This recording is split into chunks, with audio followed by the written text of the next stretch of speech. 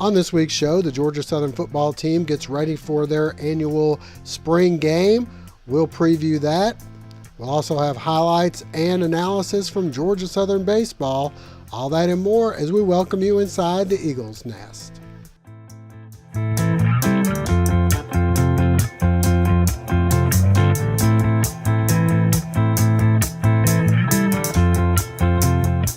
Welcome inside the Eagles Nest. I'm your host, Josh Aubrey, being joined by Mike Anthony, Georgia Southern beat writer and sports editor for the Statesboro Herald.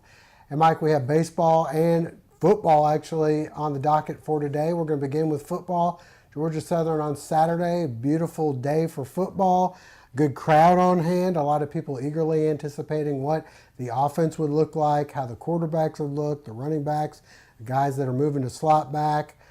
Overall, a lot of those questions, I guess, were answered. I know Coach Summers didn't open up the entire playbook. He's got to have held some things back, and there's still a few more weeks of practice to work, maybe under center. Who knows what they're going to be doing. But the offense, to me, it resembled a little bit of what Willie Fritz had here at Georgia Southern. It definitely did look a lot more like the offense of 2 and 3 years ago. As you said, everything in shotgun for the duration of the blue-white game. A lot of two-back sets, a little bit of motion.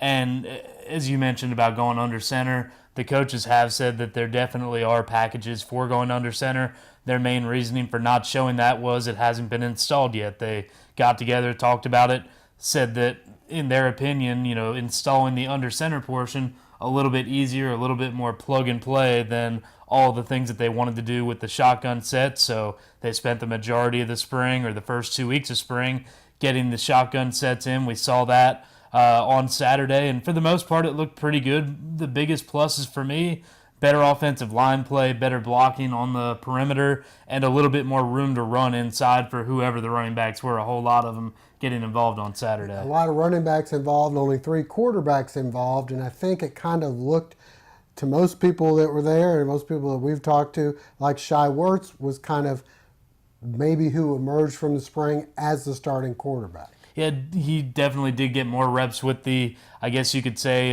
first stringers. No official depth chart for the game on Saturday, but he began the game. He had some of the more impressive drives, had some of the more impressive plays, could have had maybe 1 or 2 more scoring passes, if not for a couple of drops. I guess you could say that's a plus. If anything needs to be worked on in the passing game, it looked more like it was on the receivers' end than on the quarterbacks. A couple of good passes from all 3 of the quarterbacks we saw on Saturday, and then with Shai Wertz really showing, even as a redshirt freshman, the ability to lead the troops. It looked like that entire offense under his control. We still have yet to see our junior college transfer. Once he's in camp, that'll add another wrinkle, and there's also a freshman coming in as well. So we'll see how things pan out there in the preseason for fall, which is the next time we'll really see the Eagles out on the field. But we did get a chance to speak with some of the players and Coach Summers about how things went up to this point and the spring game. Every game is like the first play. When the first play is over with, I'm just in my rhythm and I'm ready to go. You know what I'm saying? So today I feel like we came out playing. Kind of towards the end of the first half, kind of down there a little bit, but the second half we got things back going. Well, since today was like a game type situation, you know what I'm saying? We know what we need to work on. We got the film. So these next 2 weeks, that's what we're really going to dial in and try to get better at. No, we just play, you know what I'm saying? There's one thing I feel like all the quarterbacks do. We don't really worry about, you know what I'm saying, competing for the job. We just going out, play, practice it, whatever it is. It feels good to be back in Paulson, man. We having a good spring so far, and everybody just dialed in and locked in. Both sides of the ball looking good, so it just feel good to be back out here playing again. Oh yeah, as you can see, it's back, baby. We back to what we doing best, and running the ball, and you got to stop it. I think I did pretty good. I still can improve on some stuff like finishing the runs, trying to get those home runs, and when I do get a chance and finish up with the blockings and all that stuff. So it's always room for improvement. I think we ran the ball really well. I think we were efficient throwing the ball a little bit, but we really, I guess the offensive line, they look real good today. They look physical. They look good going vertical. Everybody was blocking well. The quarterbacks look good, so I think we're improving. To know that when we go out here and we do certain things with a game feeling, we know what we need to work on. So these extra 2 weeks will give us good time to clean up, polish some things that we really need to polish, the small things, the technique, the tackling, running to the ball, all types of stuff on the defensive side.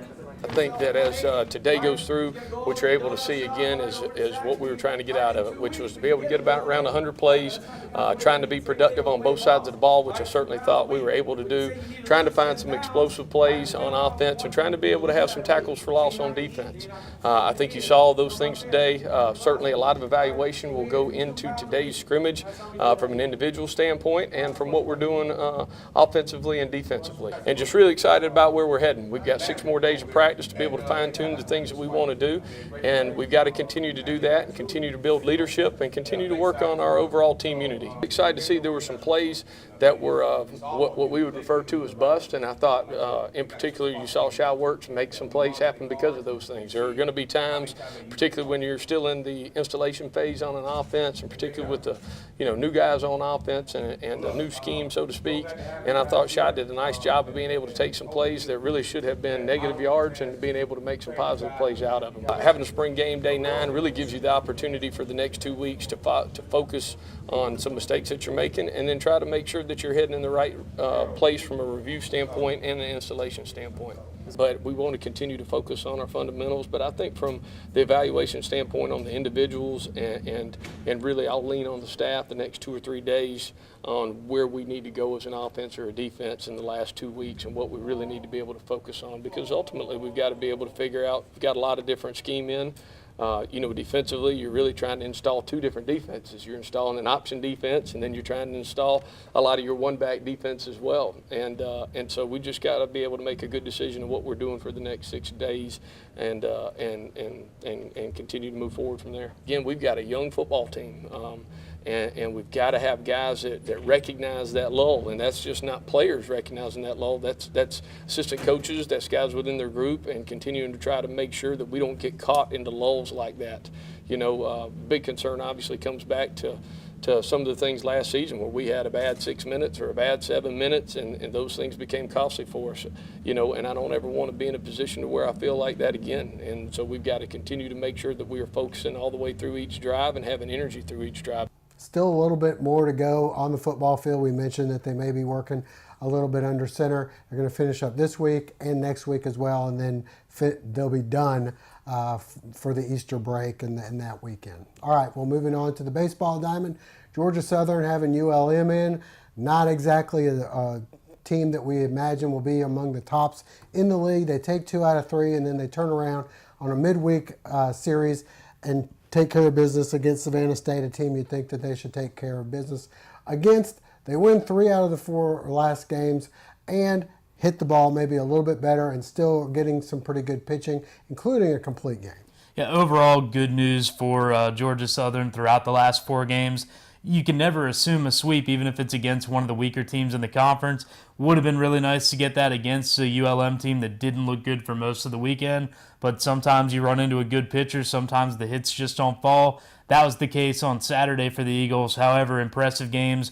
Bookending that on Sunday, they run away with it. And as you mentioned, a complete game in a spot start by Jacob Condra-Bogan, getting the Friday night start for the first time this season. He goes the distance, 107 pitches, just 3 runs allowed, never in any sort of danger. And then in the midweek, the bats show up. The Georgia Southern Eagles, they've been getting it done mostly through situational hitting, some station to station, a couple of clutch hits here and there. They finally got it done with the long ball. 2 home runs on Tuesday against Savannah State, including a very impressive grand slam, the 3rd of the season. Home run, not grand slam, but 3rd of the season over the wall by Tyler Martin. All right, well, we have highlights of a couple of those games. Let's get out and see some highlights.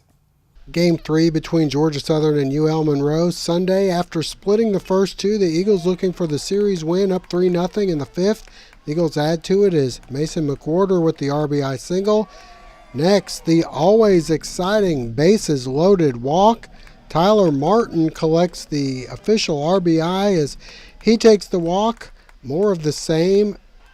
This time, the RBI goes to C.J. Brazel as he's walked, allowing McWhorter to score to make it 6-0. And finally, still in the fifth, Logan Baldwin, the batter, and he comes through with the RBI double to right center to make it 9-0. Chase Cohen would notch the win on the mound, going 7 innings of shutout ball as the Eagles win the series 2-1, taking the final game on Sunday by a final count of 9-0. So we move on to Tuesday. Georgia Southern hosting Savannah State. Or Georgia Southern and Savannah State. Tigers up 1-0 in the second, and adding to their lead, Jacob Lytle with the RBI single to make it 2-0.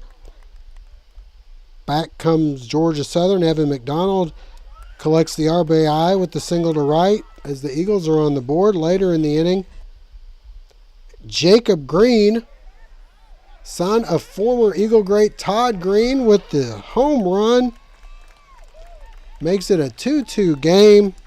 In the fourth, the Tigers claw back. Bernard Barnes chops one to short. The fielder's choice allows the go-ahead run to make it 3-2. 4-3, Georgia Southern answers the call. Mitchell Golden, the RBI single to left center. That plates 2, the Eagles back on top. But the big blow in the inning comes a little later with the bases loaded. Tyler Martin up, and away to left. The grand slam as the Eagles take this one by a final count of 11-7.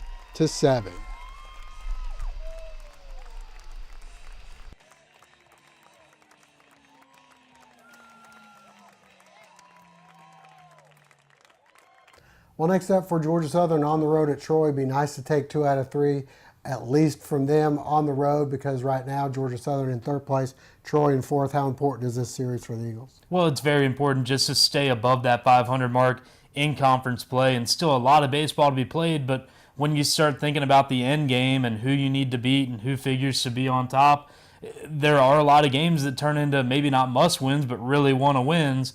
Early in the season, the first series against South Alabama, a win on opening night was countered by 2 losses. So not only are you behind them by a game, but they win a tiebreaker if you end up tied at the end. Kind of the same situation here with Troy. You've got Georgia Southern, Coastal Carolina, South Alabama, and Troy.